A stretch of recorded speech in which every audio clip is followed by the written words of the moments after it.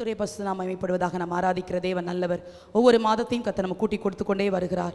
8 மாதங்களை கடந்து வந்து புதிய ஒரு மாதத்தையும் காணும்படி கர்த்தர் நமக்கு கிருபை பாராட்டி இருக்கிறார். நம்முடைய தேவனுடைய அன்பு ஆச்சரியமானது. கடந்து வருகிற எத்தனையோ பாதைகளில், வேதனைகளில், கண்ணீர்களில், உடைவுகளில், காயங்களில் எல்லாவற்றிலும் கர்த்தர் நமக்கு போதுமானவராக இருக்கிறார். அப்படியே இந்த புதிய மாதத்திலும் கர்த்தர் நமக்கு போதுமானவராக இருந்து நம்மை ஜெயமாய் நடத்துவாராக. தேவன் இந்த மாதத்திலும் தந்த விசுவாச வார்த்தையை நான் வாசிக்கிறேன். ஆதியாகமத்தின் புஸ்தகம் 48ஆம் அதிகாரம் 11வது வசனத்தின் நடுப்பகுதியை நாம் எடுத்திருக்கிறபடியே நான் வாசிக்கிறேன். ஆதியாகமத்தின் புஸ்தகம் 48ஆம் அதிகாரம் 11வது வசனத்தின் நடுப்பகுதியை வாசிக்கிறேன்.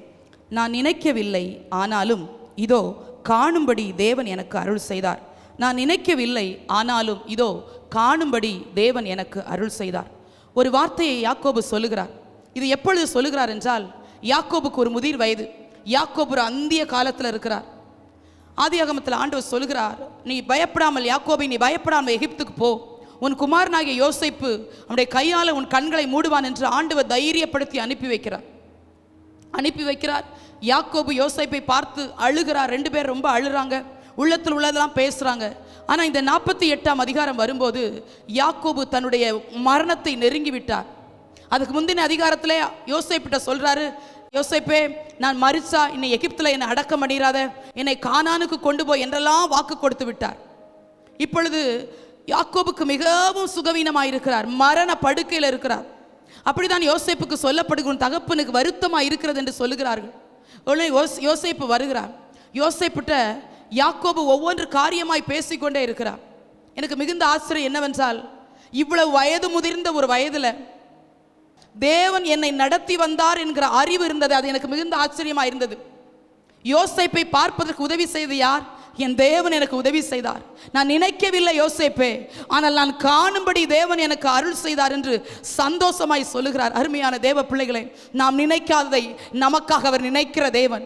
ஒருவேளை நம்ம நினைக்காம இருக்கலாம், நம்ம மனசுல தோன்றாம இருக்கலாம். சில நேரம் நம்ம வாழ்க்கையில தேவன் தலையிடுகிற விதத்தை பார்த்து நான் ஆச்சரியப்பட்டதுண்டு.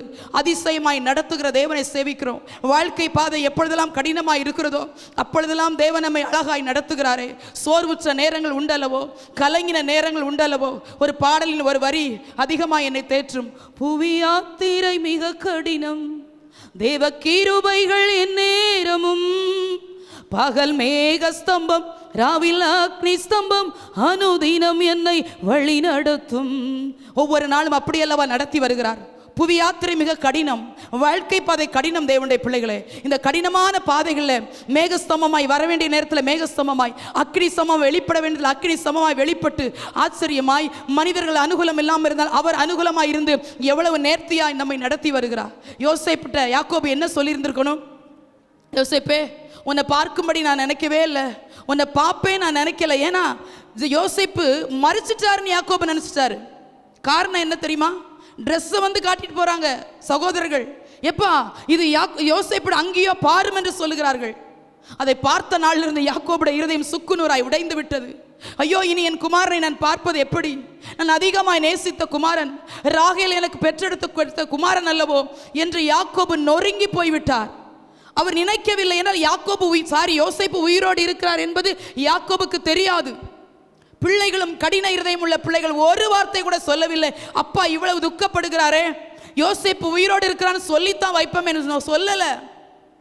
அதனால தான் யாக்கோபு சொல்ல, நான் நினைக்கவில்லை, ஆனாலும் காணும்படி என் தேவன் எனக்கு அருள் செய்தாரே. இதெல்லாம் பேசும்போது யாக்கோபு தன்னுடைய மரணத்தை நெருங்கி விட்டார். அடுத்த அதிகாரத்தில் ஆசீர்வதித்து விட்டு அப்படியே மரித்து போகிறார். அப்போ என்ன சொல்லியிருக்கணும் யாக்கோபு? யோசேப்பே, நான் உன்னை பார்க்கும்படி நினைக்கவே இல்லை. நல்ல வேளை ஒரு பஞ்சம் வந்துச்சு. இந்த பஞ்சம் மட்டும் வரலன்னா என் பிள்ளைகளை நான் அனுப்பியிருக்க மாட்டேன், உன் சகோதரர்களை தானியம் வாங்க அனுப்பியிருக்க மாட்டேன். பஞ்சம் வந்ததுனால, அவங்க தானியம் வாங்க வந்ததுனால உன்னை பார்த்தாங்கன்னு சொன்னாரா? இல்லை, நான் காணும்படி தேவன் எனக்கு அருள் செய்தார். ஒவ்வொரு நன்மையும் காணும்படி கர்த்தர் அல்லவா அருள் செய்து கொண்டிருக்கிறார். கிருபைகளை பார்ப்பதற்கு கர்த்தர் அல்லவா அருள் செய்து கொண்டிருக்கிறார். எத்தனை பேர் உள்ளத்தின் ஆழத்திலிருந்து அப்படி தேவனுக்கு நன்றி செலுத்துறீங்கன்னு தெரியல. நன்மைகளை காண வைக்கிறது தேவன். அதான் பவுல் எழுதுகிறார், தேவன் அருளிய சொல்லி முடியாத ஈவுகளுக்காக ஸ்தோத்திரம் என்று சொல்லுகிறார். நன்மைகளை அருளுகிறார், ஆசீர்வாதத்தை அருளுகிறார், நம்முடைய ஜெபத்திற்கு பதிலை அருளி செய்கிறார். தேவன் தான் என்னை பார்க்க வைத்தார். யோசேப்பே, நான் உன்னை பார்ப்பேன் என்று நினைக்க நினைக்கவில்லை. ஆனால் தேவன் எனக்கு அருள் செய்தார். என்ன ஒரு நிச்சயமான நம்பிக்கை! இந்த முதிர் வயதிலும் யாக்கோபும் தேவனும் ரொம்ப நெருங்கிய தொடர்புடையவர்களாக இருக்கிறாங்க. இந்த முதிர் வயதிலும் அந்த நெருக்கம் குறைவில்லை. தேவன் என்னை பார்க்க வைத்தார். உன்னை மாத்திரமல்ல, உன் சந்ததியும் பார்க்க வைத்தார். இந்த 9வது மாதத்தில், 9 என்றாலே பரிபூர்ணம் என்று சொல்வார்கள், பரிபூர்ண நன்மைகளை பார்க்கும்படி, பரிபூர்ண ஆசீர்வாதங்களை பார்க்கும்படி ஆண்டவராக இயேசு நம்மை காணும்படி அருள் செய்வாராக. கிருபையாய் கர்த்தர் அருள் செய்வாராக. எதெல்லாம் தேவையோடு வந்தீர்களோ, எந்தெந்த காரியம் உள்ளத்தை உறுத்தி கொண்டிருக்கிறதோ, ஆண்டவரே நான் இந்த மாதத்திலாவது பார்த்து விட மாட்டேனா, இந்த மாதத்திலாவது இந்த நல்ல செய்தி என் காதுகள் கேட்காதா என்று எதையெல்லாம் நினைத்து பதறுகிறீர்களோ, நீங்கள் நினைக்காததை, உங்க சிந்தையில தோன்றாததை கர்த்தர் இந்த புதிய மாதத்தில் உங்களுக்காக செய்து முடிப்பார். சங்கீதத்தில் தாவீது சொல்லுகிறார், சங்கீதம் 71:20, அநேக இக்கட்டுகளையும் ஆபத்துகளையும் காணும்படி செய்த என்னை நீ திரும்பவும் உயிர்ப்பித்தீர் என்று சொல்லுகிறார். தாவீதுக்கு என்ன ஒரு நிச்சயம் பாருங்க! ஆண்டவர் எனக்கு அநேக இக்கட்டுகளை நான் பார்த்தேன், அநேக ஆபத்துகளை நான் பார்த்தேன், ஆனால் திரும்பவும் என்னை உயிர்ப்பித்தாரே. ஓ, நல்ல தேவனை சேவிக்கிறோம். 8 மாதமாய் பல இக்கட்டுகளை நீங்கள் கண்டிருக்கலாம், பல ஆபத்துகள் வழியாய் கடந்து வந்திருக்கலாம். திரும்ப ஒரு மாதத்தை உயிர்ப்பித்து கொடுத்தாரே, திரும்ப ஒரு மாதத்தை பார்க்கும்படி நம்முடைய ஆவியை உயிர்ப்பித்தாரே. நல்ல தேவனை சேவிக்கிறோம். தேவனுடைய பிள்ளைகளே, இக்கட்டுகள் உண்டு, பாடுகள் உண்டு, வேதனைகள் உண்டு, வருத்தங்கள் உண்டு, சஞ்சலங்கள் உண்டு. எல்லாவற்றையும் நாம் தாண்டி தான் நாம் கடந்து வருகிறோம். ஆனாலும் கர்த்தர் அதினதின் காலத்தில் உங்களையும் என்னையும் நேர்த்தியாய் நடத்துகிற ஒரு நல்ல தேவனை சேவிக்கிறோம். சங்கீதம் 37:4 சொல்லுகிறது, கர்த்தரிடத்தில் மனமகிழ்ச்சியாய் இரு, அவர் உன் இருதயத்தின் வேண்டுதல்களை உனக்கு அருள் செய்வார் என்று. தேவன் சில பதில், உங்கள் ஜெபங்களுக்கு சில பதில்களை அருளி செய்ய வேண்டுமானால் கர்த்தரிடத்தில் மனமகிழ்ச்சியாய் இரு என்று சொல்லப்படுகிறது. துக்கத்தோடு வந்திருக்கிறீங்களா? இந்த 9வது மாதத்தை எப்படி கடப்பேன் நினைக்கிறீங்களா? இல்லை நான் துக்கத்தோடு தான் இருப்பேன், இல்லை, சந்தோஷமாக இன்றைக்கி போகணும் ஆராதிச்சுட்டு நான் மன மகிழ்ச்சியாக இருப்பேன். என் வேண்டுதல்களை எனக்கு அருள் செய்கிறவர், என் ஜெபத்திற்கு கர்த்தர் பதிலை தருகிறவர். இவ்வளவு நாள் காத்திருந்த காத்திருப்பு எனக்கு தோல்வியாய் முடிய போவதில்லை. என் ஜெபங்களுக்கு பதில் தந்து என்னை ஆசீர்வதித்து என்னை சந்தோஷப்படுத்துவார் என்று சந்தோஷமாய் நீங்கள் ஆலயத்தை விட்டு நீங்கள் கடந்து செல்லலாம். சங்கீதம் 8:4 கூட வாசித்தோம், மனுஷன் நினைக்கிறதற்கும் அவனை விசாரிக்கிறதற்கும் அவன் எம்மாத்திரம். மனுஷனை எப்படி ஆண்டவர் நினைக்க முடியும்? அவர் சிங்காசனத்தில் வீற்றிருக்கிறவர், பரலோகத்தில் இருக்கிறார். அந்த தேவன், வேதம் சொல்லுகிறது, அவர் காலைதோறும் மனுஷனை விசாரிக்கிறாராம். எவ்வளவு ஆச்சரியமாய் நம்முடைய தேவன் நம்மை நடத்துகிறார் பாருங்கள். நாம் நினைக்கல, நம்ம கூட சிலர் காலையில் எழுந்திரிச்சு நம்முடைய பாடுகளை, நம்முடைய வேதனைகளை, நம்முடைய வேலைகளை நினைக்கிறோம். தெய்வத்தை நினைக்க வேண்டிய இடத்துல நினைக்காம இருக்கிறோம். ஆனால் வேதம் சொல்லுது, அவர் நினைக்கிறார். நிமிஷம் தோறும், நித்தம் தோறும் நம்மை நினைத்து கொண்டே இருக்கிறார். அதான் எபேசியரில் வாசிக்கிறோம், நாம் வேண்டிக் கொள்வதற்கு நினைப்பதற்கும் அதிகமாய் கிரியை செய்கிற தேவனை சேவிக்கிறோம் என்று பார்க்கிறோம். யோசேப்பு அப்பா சொன்ன வார்த்தையை கேட்டு நிச்சயமாய் ஆறுதல் அடைந்திருப்பார் நினைக்கிறேன். ஆதியாகமம் 37ஆம் அதிகாரத்தில் வாசிக்கும் போதே எல்லா குமாரரும் அவருக்கு வந்து ஆறுதல் படுத்துகிறாங்க. அப்பா பரவாயில்ல, யோசேப்பு மறிச்சிட்டாலும் பரவாயில்ல, நாங்கள் இருக்கிறோம்ல அப்படி சொல்லியிருந்திருப்பாங்க. கடின இருதயம் உள்ள பிள்ளைங்க சொல்லலை அப்பாட்ட யோசேப்பு உயிரோடு இருக்கிறான்ட்டு. ஆனால் எவ்வளவு பேர் ஆறுதல் படுத்தினாலும் யாக்கோபுடைய இருதயம் ஆறுதல் படலை.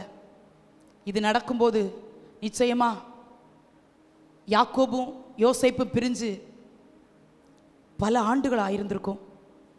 17 வயசுல தொலைஞ்சு போறாரு, 30 வயசுல யோசேப்புக்கு திருமணம் நடக்குது, அதுக்கப்புறம் பிள்ளைங்க பிறக்கிறாங்க.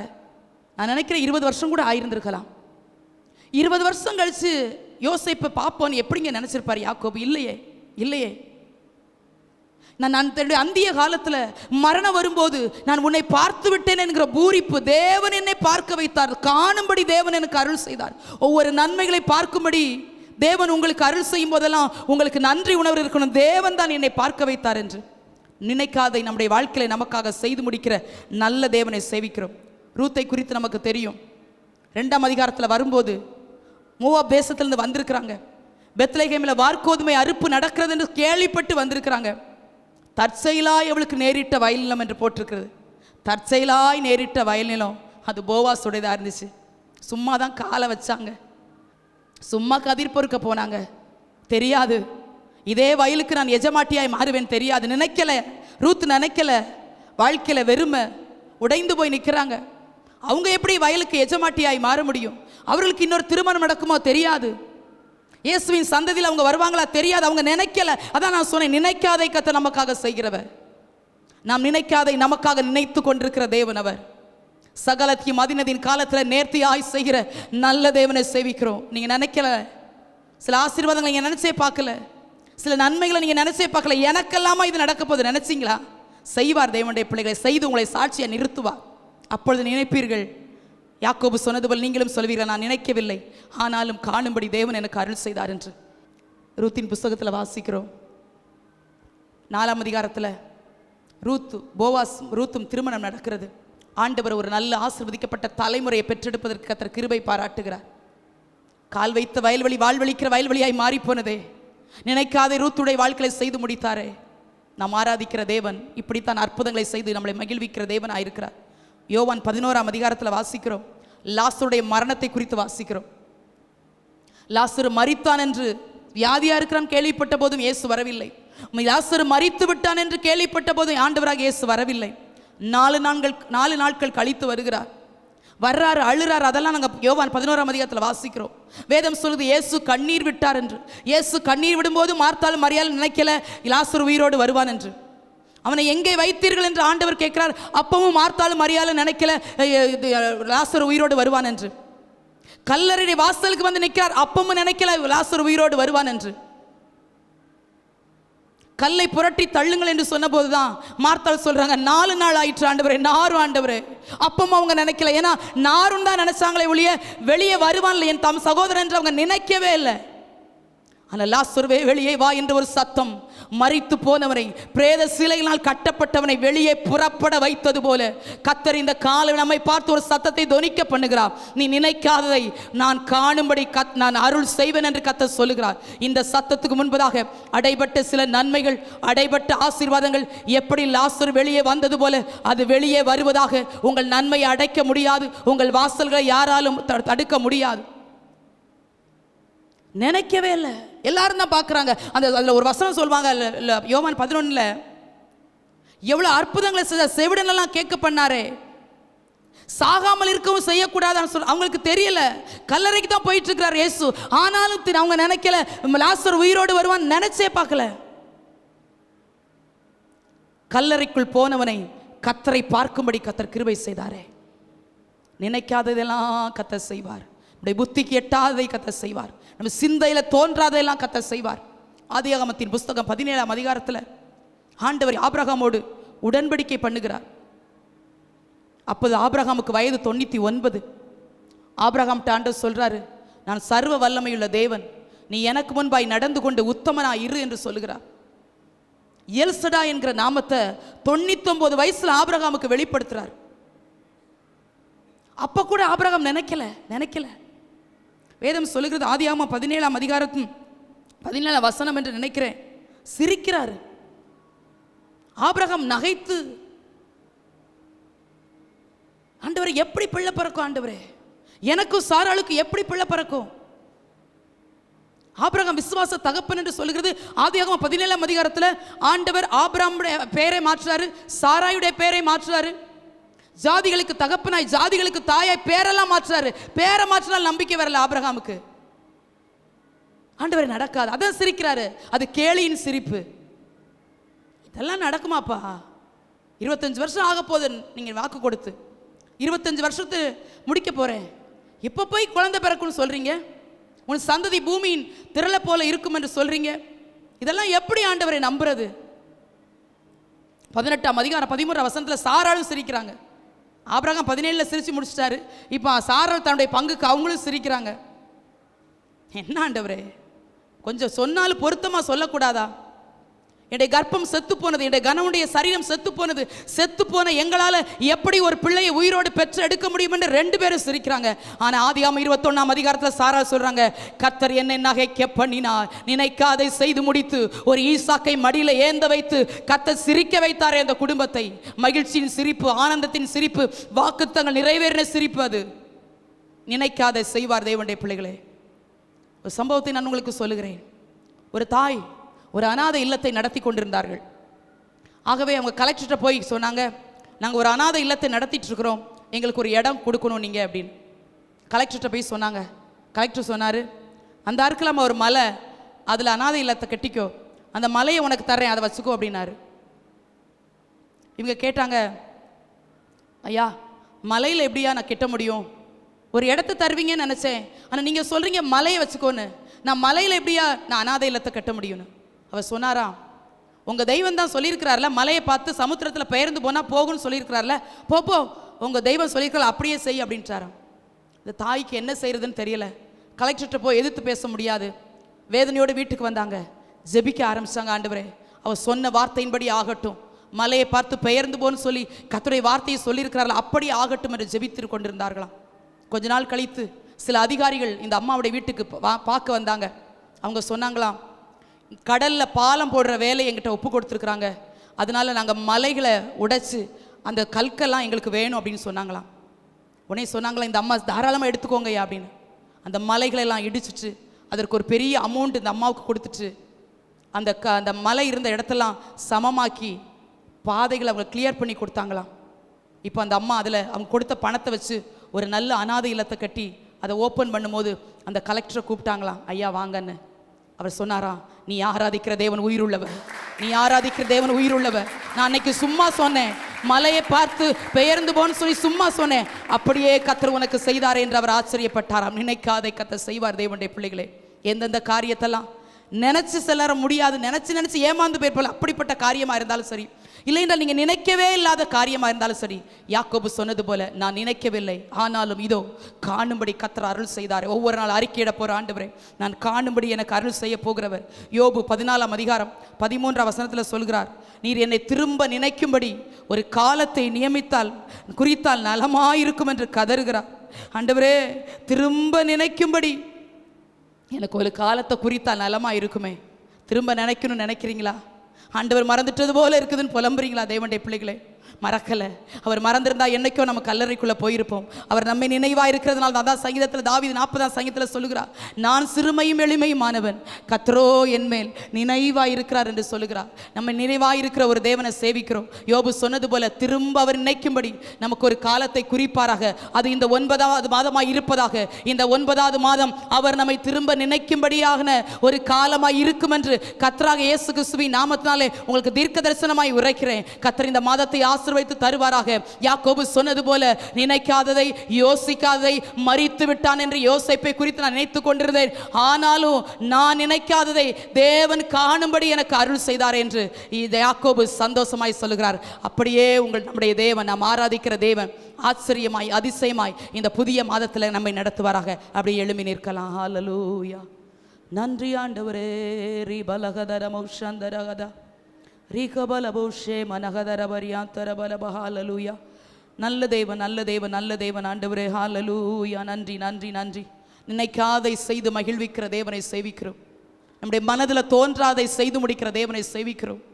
காரியங்கள் வாய்க்கவில்லையோ, காலங்கள் கடந்து போனதோ, எப்பொழுதும் என் வாழ்க்கையில் தாமதம் தானோ, எப்பொழுதும் என் வாழ்க்கை கண்ணீர் தானோ, புலம்பின மனிதனே, மனுஷியே, கர்த்தர் உங்களை பார்த்து சொல்லுகிறார், நினைக்காத நீ பார்ப்பாய், நினைக்காத நீ பார்ப்பாய். எட்டாததை கையில் எடுத்து தருவார். உங்கள் மனதில் தோன்றிராத பல ஆசீர்வாதங்களை உங்கள் கண்கள் பார்க்கும்படிக்கு கர்த்தர் அருள் செய்வாராக. எட்டாததை என் கையில் எடுத்து தந்தி இயேசுவே எட்டா. எல்லாரும் சொல்லலாம், ரிபபப ஷகதனமா இயேசுவே எட்டாததை என் கையில் எடுத்து தந்தி இயேசுவே எட்டாததை என் கையில் எடுத்து தந்தி இயேசுவே. நீ செய்ததை மறக்க கூடுமோ? இந்த வாழ்க்கை நீ தந்ததே. நீ செய்ததை மறக்க கூடுமோ? இந்த வாழ்க்கை நீ தந்ததே. உம்மை ருசித்தே நல்லவர், இன்னும் தூக்கிப்பேன் நன்றியோடு. உம்மை ரோராவாலக்ஷமரகதானா நன்றியோடு ஹalleluya. தேவ ஜனமே, ஆர்ப்பரித்து கர்த்தரை துதியுங்கள், ஆர்ப்பரித்து கர்த்தரை துதியுங்கள். நம்முடைய தேவன் நம்முடைய மத்தியில பெரிய காரியங்களை செய்ய போகிறார். இந்த 9வது மாதத்தை ஆசீர்வதித்து ஜெபிக்கிறேன். இந்த 9வது மாதத்துல சில நன்மைகள், சில ஆசீர்வாதங்கள், பல கிருபைகள் உங்களுடைய பிள்ளைகளுக்காக, உங்கள் சந்ததிக்காக, உங்கள் தலைமுறைகளுக்காக, உங்கள் குடும்பங்களுக்காக பரலோக தேவனிடத்திலிருந்து புறப்பட்டு வருவதாக. நன்மைகளை அடைக்க முடியாது, வாசல்களை பூட்ட முடியாது. இயேசுவின் நாமத்தினாலே யாக்கோபு சொன்னது போல, நினைக்காதை பார்ப்பீர்கள், நினைக்காதை நீங்கள் பார்ப்பீர்கள். ஓரா பாபா ரக்கா பாலபோ ஷபலபரபா. அப்படியே கரங்களை தட்டி கர்த்தர் நாமத்தை மகிமைப்படுத்தலாம். ஹalleluya. நன்றி நன்றி நன்றி நன்றி நன்றி. ஹalleluya. ரிபலபலபோ ஷபனபரபதுரா.